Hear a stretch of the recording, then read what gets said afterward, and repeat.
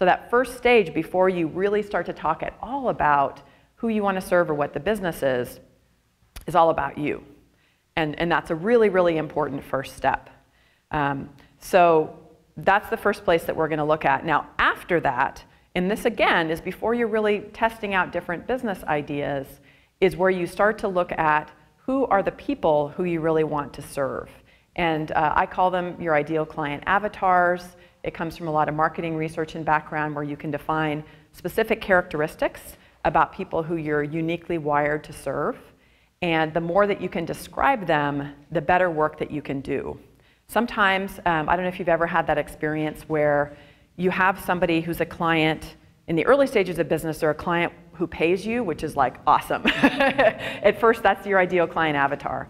But sometimes you have a client who is kryptonite to your superpowers, right? Like you've done great work with one other person and everything was wonderful, and you do your work with somebody else and you feel like a total beginner and it doesn't work and it feels awkward. Have any of you ever had that experience before? We don't need to name names, please.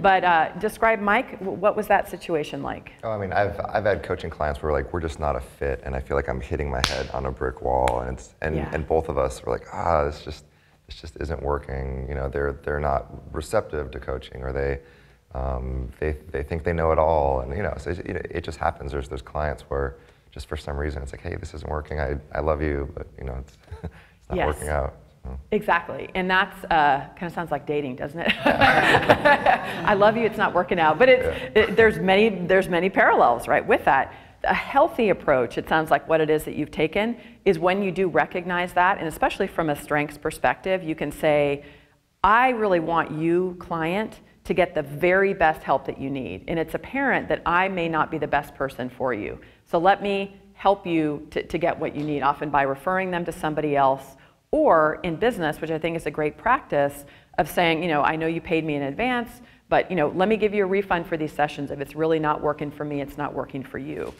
The reason why I think it can come from a strengths-based perspective is because you're not saying, what's wrong with me? Why can't I coach this person, right? Sometimes there's people who push us to our edge in a good way, where you can learn and grow, in this case as a coach, right? But other times you keep forcing yourself to try to be somebody that you're not. And in that case, it's often better just to really, you know, cut the ties. So I think an example of an ideal client avatar is somebody who is a perfect fit for your particular business, for your strengths, for your medicine, right? For exactly how you can serve them.